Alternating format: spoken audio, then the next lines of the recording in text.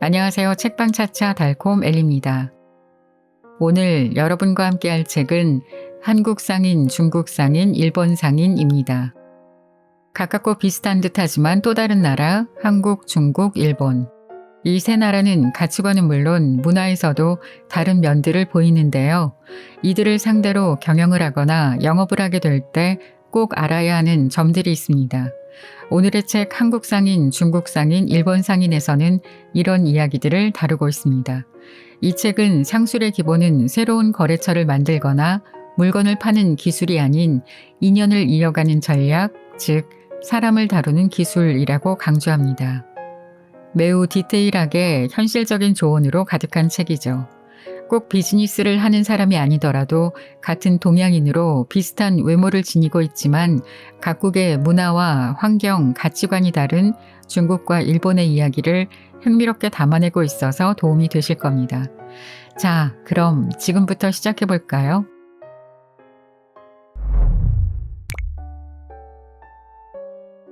어떤 상인이 좋은 상인일까?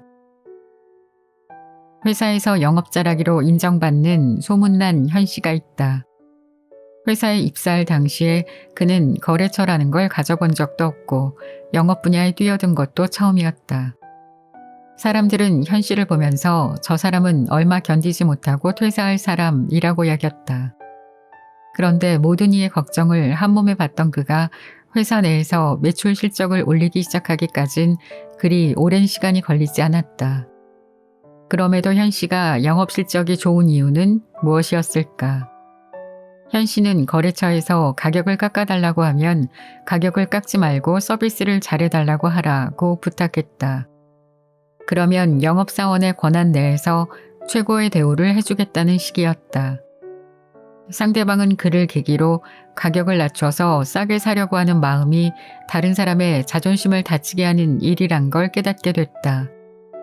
자신의 자존심도 중요하면 상대방의 자존심도 중요하다고 생각하게 되는 법이다. 물론 물건값을 깎아달라고 했던 사람은 현 씨의 이야기를 듣고 가격 할인 대신 서비스를 요구하게 되었다. 상인이 되었건 손님이 되었건 사람이라면 누구나 돈 때문에 자존심이 다쳐본 기억이 있을 것이다. 그래서 현 씨가 자존심 이야기를 꺼내면 자기의 기억을 떠올리게 되었고 그들도 자신의 행동을 고치려고 했다는 것이다. 인연은 만드는 게 아니라 있는 것. 상술은 치열한 단가 경쟁에서 시작한다. 상술이 인연을 이어가는 전략이라면 그 인연은 매력적인 단가에서 시작되는 게 대부분이다. 바이어 입장에서 낮은 생산 원가만큼 매력적인 조건이 없다. 그래서 똑똑한 공장들 중에는 낮은 단가로 바이어를 찾아내고 인연을 이어가면서 점차 단가를 높이는 방식을 쓴다. 그런 방식에 능숙한 대부분의 중국 공장은 바이어가 요구하면 뭐든지 된다, 커이라고 대답한다. 바이어가 원하는 대로 해주겠다는 이야기다. 거기에 넘어가지 않을 바이어가 없다. 그래서 유럽에서, 미국에서, 오스트레일리아에서 비싼 비행기를 타고서라도 중국 공장으로 찾아간다. 바이어들은 중국 공장의 커이를 찰떡같이 믿고 가는 셈이다. 그런데 막상 중국 공장에 도착하고 보면 조금 이상한 느낌을 받는다. 이메일이나 전화로 상담할 때는 뭐든지 커이라고 해놓고 직접 얼굴을 보고 상담할 때는 주문 수량과 납기, 소재, 샘플 품질 등 여러 가지를 어느 거래처보다도 꼼꼼히 확인하는 것이 아닌가. 그래도 신용장이 있고 거래 조건이 있으니 약속한 가격 그대로 거래를 시작한다. 그러나 이때부터 문제가 발생한다. 샘플이 늦어지거나 공장이 바뀌거나 사장이나 담당자가 연락이 잘 안 되거나 납기가 늦어지는 일이 자주 벌어지는 것이다. 무슨 일일까? 무리한 가격 조정을 내걸고 바이어를 데려오는 데는 성공했는데 중국 회사 입장에서 다시 따져보니 그대로 거래했다가는 아무래도 손해가 날 게 분명한 걸 알았기 때문이다. 바이어는 바이어대로 상황이 난처해진다. 또 중국 업체 말만 믿고 다른 거래처와 약속을 해둔 상태라면 더 다급해진다. 다른 공장을 찾기도 어려운 상황이 되고 기존 거래만 마무리되면 다른 데로 거래를 돌리겠다고 마음먹는다. 그런데 이런 생각을 중국 회사가 모르는 바가 아니다.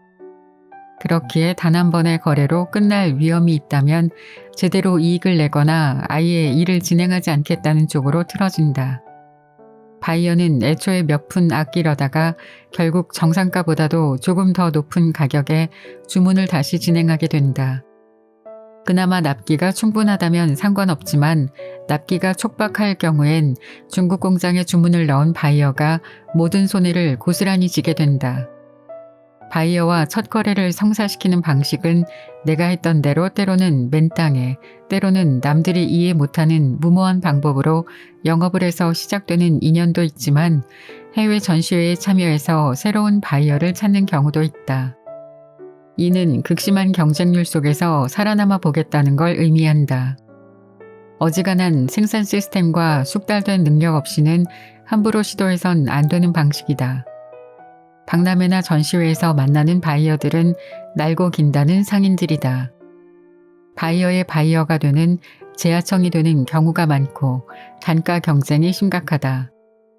패션업의 경우 미국 뉴욕의 맨해튼 패션 거리에서는 바이어가 대량 물량 오더를 두고 해당 에이전시 또는 공장들을 호텔에 모이게 하는데 샘플을 보여주면 눈으로만 상품을 보고 가격을 정해 바이어에게 줘야 하는 경우도 생긴다. 이른바 경쟁 입찰이다. 이곳에선 승리 조건이 간단하다. 무조건 단가가 낮고 납기가 짧은 업체가 오더를 준다.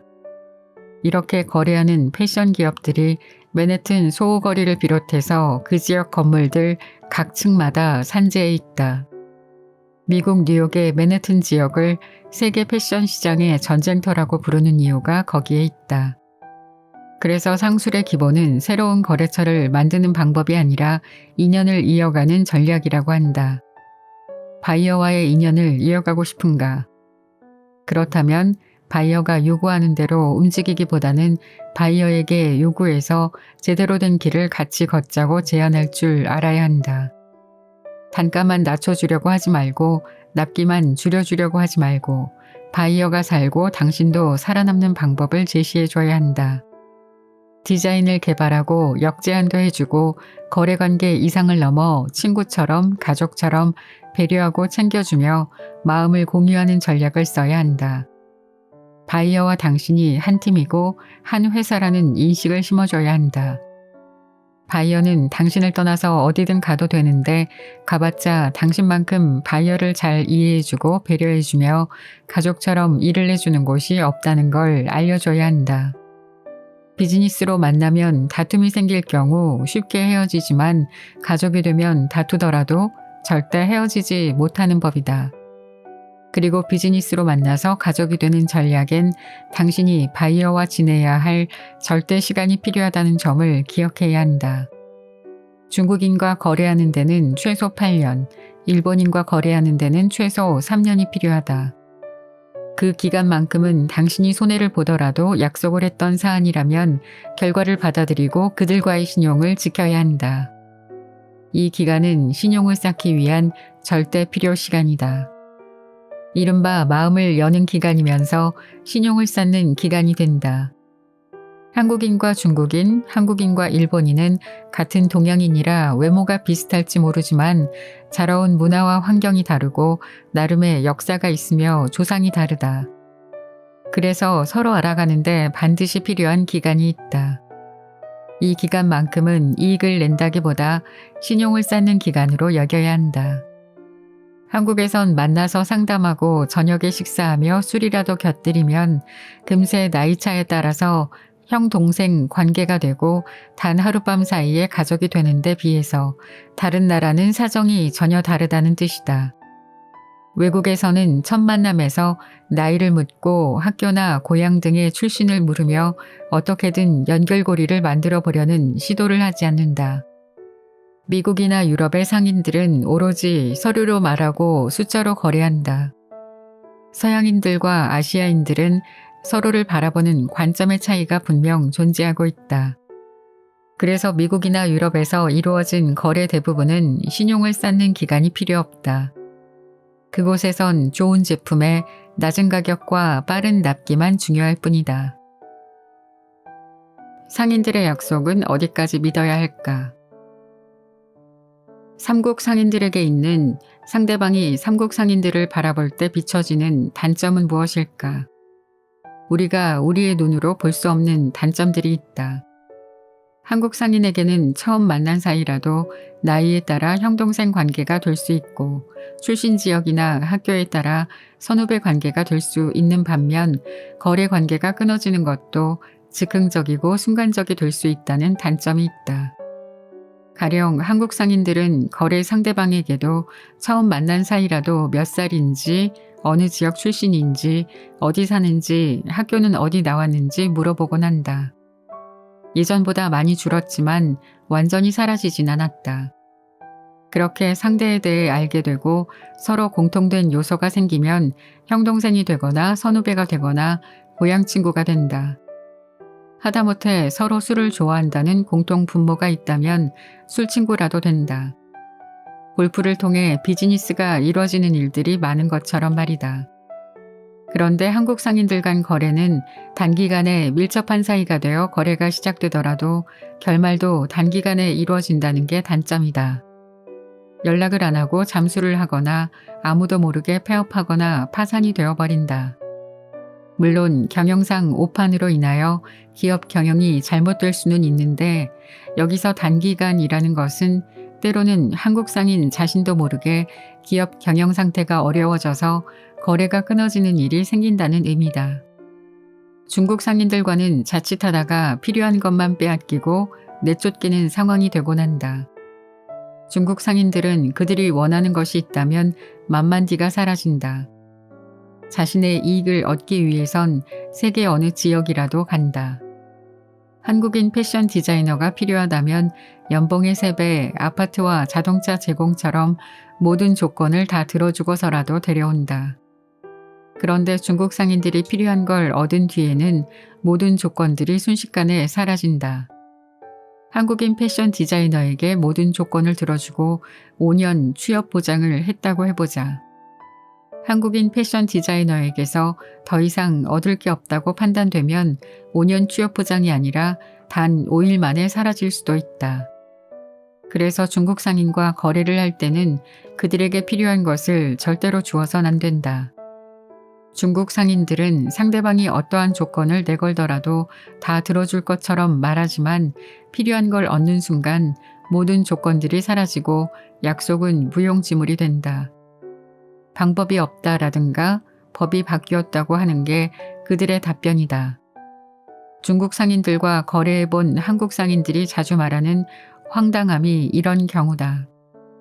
일본 상인들과는 비즈니스에서도 까치까치야마 전략이 꾸준히 사용된다. 가령 일본 상인들이 동대문 시장에 와서 물건을 사갔다고 하자. 매주 화요일마다 동대문 시장에 오던 일본 상인들은 한국 상인들과 거래가 되면 매주 오던 걸 격주로 줄이고 한 달 간격으로 늘리며 바빠서 다른 상인들이 일본에 와서 상담하느라 등의 이유를 댄다. 그러면 한국 상인들이 매주 격주로 일본으로 출장을 간다. 어디 그뿐인가. 그들은 매주 현금 결제하는 것도 격주 결제, 월말 정산, 이월 결제 등으로 조건을 바꾸자고 제안한다. 한국 상인들로선 거절할 방법이 없다. 일본 상인들이 다른 상인들은 해준다는데 왜 한국은 안 해주는가 반문하면 우리도 해주겠다가 된다. 매주 동대문 시장에 방문해서 현금으로 물건을 사가던 일본 상인들이 언젠가부터 안 오기 시작하고 한국 상인들은 샘플을 들고 일본 상인에게로 다가간다. 차츰차츰 전세가 뒤바뀌는 상황이 된다. 일본 상인들과 거래하는 한국 상인들이 말하는 상황이 그렇게 되더라는 게 이런 경우다. 장사에는 국경이 없다는 말 진짜일까? 중국 난징에서 일본인 이야기를 하면 그곳 사람들의 눈빛이 달라진다. 거부감을 일으키고 적개심을 표출한다. 그곳 중국인들이 기억하는 난징 대학살의 분노가 세대를 따라 이어지고 있어서다. 중국의 어느 술집에서는 일본인 출입 금지를 써붙여 두기도 하고 어느 가게에서는 점원이 일본인처럼 보이는 사람에겐 일본인이냐고 묻고 일본인일 경우 가게에서 나가달라는 요구도 한다. 한 번은 일본에서 초밥 가게에 들렀다.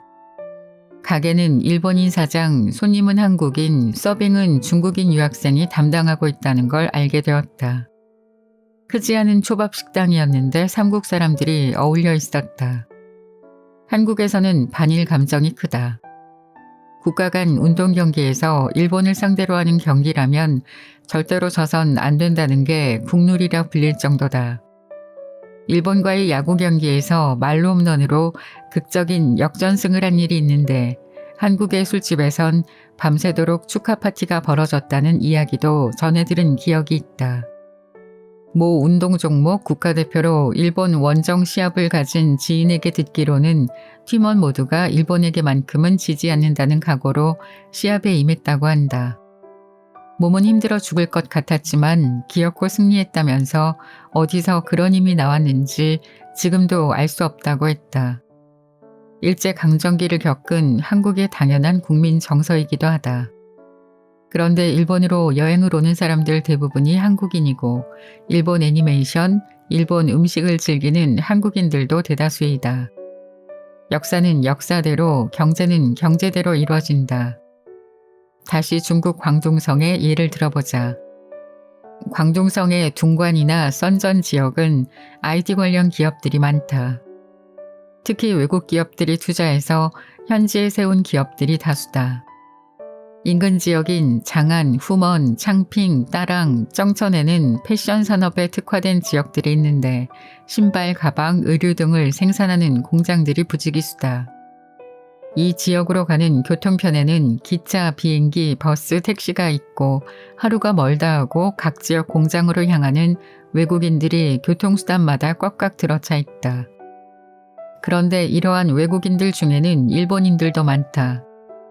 그래서 광둥성, 광저우 인근 공장 도시에 가보면 일본인들을 대상으로 영업하는 식당, 숙박업소, 호텔도 많다. 일본인 바이어와 거래하는 어느 중국인은 일본 상인들은 신뢰할 수 있다며 거래하는 데 있어서 생산 주문을 해놓고 안 가져가는 일은 없다는 말도 덧붙인다. 이 말은 공장에 생산 주문을 해놓고 물건을 안 가져가고 결제를 안 해주는 바이어들도 많다는 의미다. 그 가운데 일본 상인들은 약속을 지킨다며 신뢰한다고 말하는 사람이 중국인이라는 점이다. 그래서 장사에는 국가 간 국경이 없다. 정치적으로 해결할 문제는 정치적으로, 경제적으로 교류해야 할 문제는 경제적 이해타산에 의해 이루어져야 한다. 실제로 그렇게 이루어지고 있다. 중국의 어느 한 식당에 들러 거래처 일본인 사장을 만나서 중국인 종업원에게 서빙을 받는다. 그날의 식대는 중국 정부의 세금으로 징수되고 식당 사장의 수익이 되어 다시 중국인들에게 사용된다. 상인에게 고집이란 귀머거리의 또 다른 이름이다. 듣지 않고 말할 수 없는 것처럼 듣지 않으면 팔 수 없다. 상수를 안다면 무조건 듣는 습관을 가져야 한다. 말을 많이 하는 사람은 듣지 못한다. 말이 많을수록 귀머거리가 된다. 말이 많다는 건 자기 이야기만 고집한다는 의미고 듣는다는 건 고객의 요구를 충족시켜준다는 의미다. 반대로 듣지 못하는 사람은 고객이 원하는 게 무엇인지 모른다. 말을 하다 보면 자기 생각에 빠지고 주위 상황을 모르게 된다. 만약 남의 의견을 잘 들으려 하지 않는 운전자가 피서지를 찾아 떠나게 되었다고 생각해보자. 운전자는 목적지까지 가는 길이 초행길이라서 내비게이션과 앞길만 보느라고 차창밖 양옆으로 스쳐가는 아름다운 풍광을 놓치게 된다. 뒷좌석에 앉은 여행 동반자가 경치가 너무 좋다고 천천히 구경하면서 가면 좋겠다고 해도 운전자는 목적지에 빨리 도착해서 또 다른 여행지도 가보려는 계획이다. 그러나 겨우 목적지에 닿고 보니 비도 오고 깜깜한 밤이 됐다. 아름다운 풍경은 이미 지나쳐왔다. 날씨 좋았던 낮 동안 즐겁게 여행을 즐길 수 있는 기회를 운전자의 고집 때문에 모두 날려버린 것이다. 물론 목적지가 지나쳐온 곳보다 더 좋은 경우도 있겠지만 좀 더 여유를 갖고 동반자들과 함께 즐기려는 의도가 아니라면 그 여행이 얼마나 의미가 있겠냐는 이야기다. 상수를 알려면 상대방의 생각을 들어야 한다. 그 안에 허점이 보일 수 있다. 불확실한 이론은 3번만 질문을 이어가다 보면 흔들린다. 계획이 섰다면 다른 사람들에게 물어보고 그 상대방에게 질문하자. 아는 건 말하는 게 아니다. 모르는 걸 질문해야 한다. 당신이 말할 때는 오로지 그 상대방이 질문했을 때여야 한다. 스스로 말하는 것만큼 어리석은 게 없다. 대답을 해주더라도 상대방이 이해할 수 있을 정도로만, 그 사람이 당신의 이야기를 듣고 받아들일 수 있을 정도로만 말해줘야 한다. 초등학생이 이해할 수 있는 정도면 일반인도 받아들이기 편한 수준이라는 것을 알아두자. 욕망이 꿈틀대기 시작하면 사람들의 지갑이 스스로 열린다. 부자는 돈을 지키고 싶어하고 가난한 자는 돈을 쓰고 싶어한다. 둘 다 돈을 벌고 싶어 하지만 돈을 바라보는 관점은 다르다. 부자는 돈을 지키기 위해 쓰고 가난한 자는 돈을 벌기 위해 쓴다. 부자의 지갑에는 돈을 지키는데 사용된 돈이 사라져도 남은 돈이 있는 반면에 가난한 자의 지갑엔 돈을 벌기 위해 쓴 돈임에도 남은 돈마저 사라지게 된다. 가난한 사람들이 돈을 쓰는 가장 큰 이유는 생계 유지이고 그 다음은 욕구 충족이다. 욕망이 들끓기 시작하면 목적지로 스스로 움직이는 게 사람이다. 만약 그들이 움직일 수 없다면 대안을 찾게 되는데 이때도 그 대안이 돈이 된다. 그래서 돈을 벌려면 돈 없는 사람들에게 상품을 팔아야 한다. 패션 명품 시장을 예로 들어 그들의 소비 성향에 대해서 이야기해보자. 세계적으로 명품 시장은 전체 소비 시장의 소득 수준 3% 이내의 사람들이 주 소비층이다. 그래서 시장 확대가 어렵다. 명품 시장은 유럽에서 미국으로, 미국에서 일본으로, 일본에서 한국으로, 한국에서 중국으로, 중국에서 다시 신흥 부자 국가로 가는 순서에 따라 이동할 수밖에 없다. 명품 시장을 근거로 세계 사람들의 소비 지출 시장을 계산하면 상위 소득 수준 20% 이내의 사람들이 돈을 쓸 수 있다는 걸 알게 된다.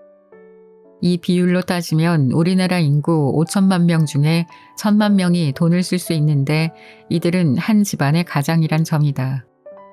다시 말해 소득 수준 20%란 시장 규모가 한 집안의 가장을 말한다. 다른 말로 하자면 돈을 버는 사람만이 돈을 쓸 수 있다는 의미다. 또 다른 얘기로 돈을 벌려고 하는 사람들이 돈을 쓴다는 말과 같다. 앞서 설명했던 바대로 돈이 없는 자에게 상품을 팔라는 얘기와 일치하는 걸 알 수 있다. 그렇다면 극심한 불경기에 실력 좋은 상인은 어떤 상수를 펼쳐야 할까? 사람들이 돈을 벌 거리를 만들어주고 그곳에서 사람들이 모여들어 소비하게 만들어주면 된다. 상인들은 그곳에 미리 가 있어야 하고 사람들이 몰려들어 소비할 수 있도록 준비해야 한다. 최고의 상인은 모든 가능성에 도전할 줄 아는 상인이다.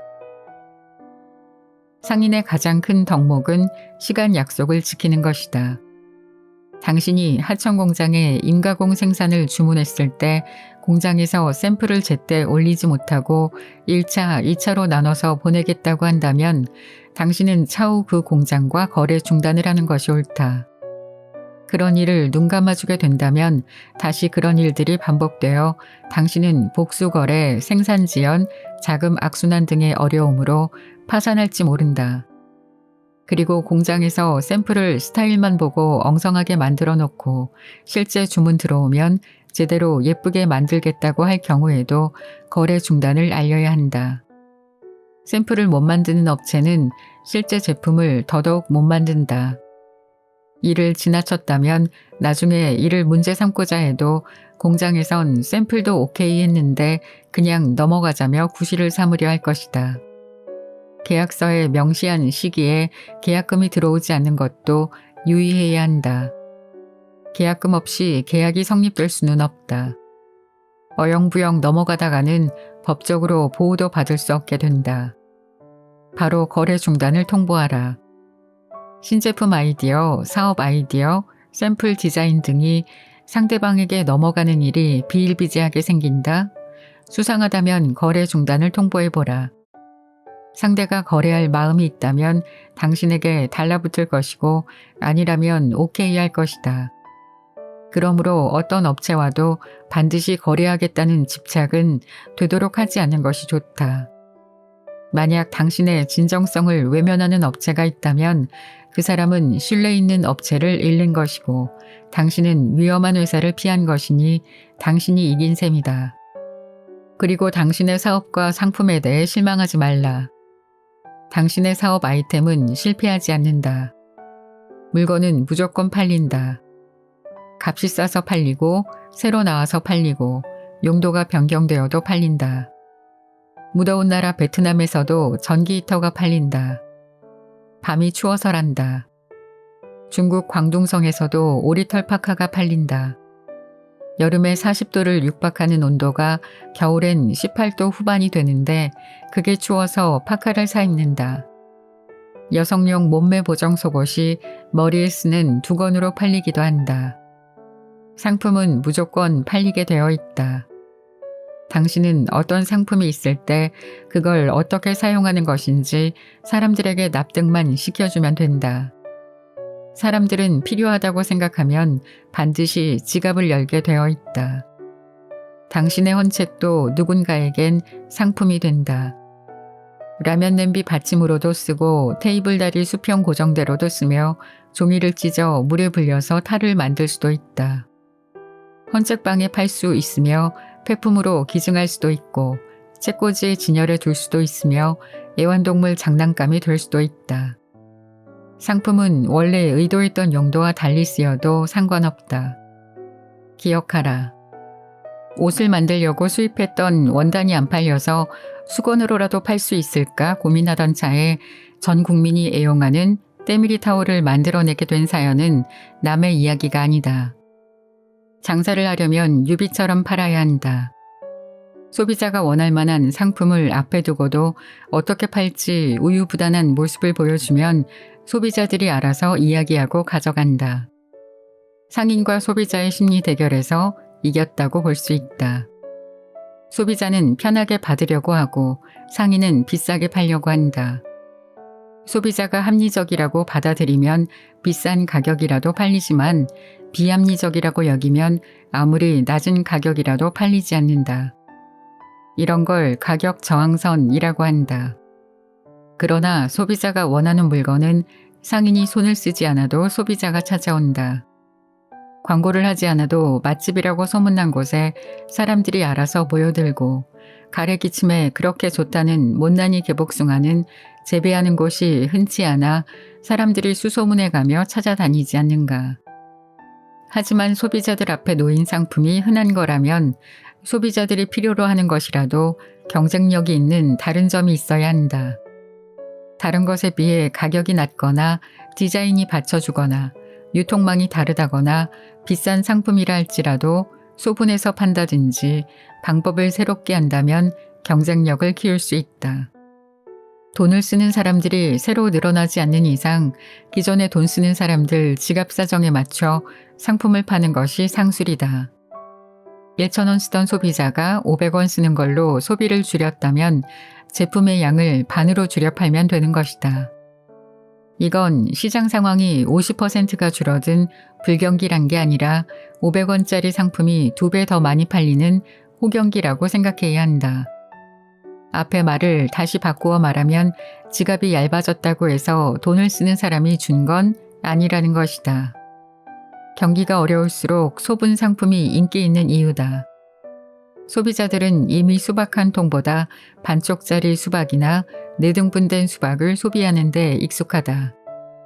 생선에도 한 마리 통째로 포장하지 않고 나누어 팔 수 있고 여러 생선을 모아서 모둠으로 팔 수 있다.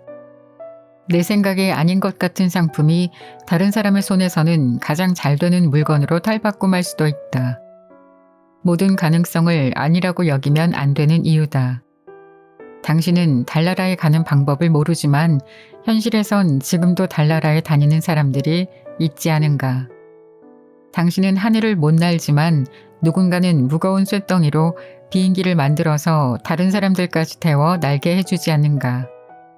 사업을 하려는데 잘 안 되는가. 뭔가 색다른 상술이 필요한 상인인가. 창업을 꿈꾸는가. 공부를 잘한다는 공부를 열심히 한다는 것과는 다른 말이다. 공부 잘하는 법을 안다는 뜻이다. 상인도 마찬가지다. 부지런하다고 돈을 버는 게 아니다. 사람들이 필요로 하는 상품을 쥐고 흔들 줄 알아야 돈을 번다. 오랫동안 많이 팔고 싶다면 조금씩 쥐고 흔들고 빨리 팔고 싶다면 사람들이 직접 잡을 수 있게 하자. 이 세상에 돈은 많다. 당신 사업에 투자를 하지 않는 건 당신에게 신용이 없거나 당신의 사업 계획이 불완전하기 때문이다.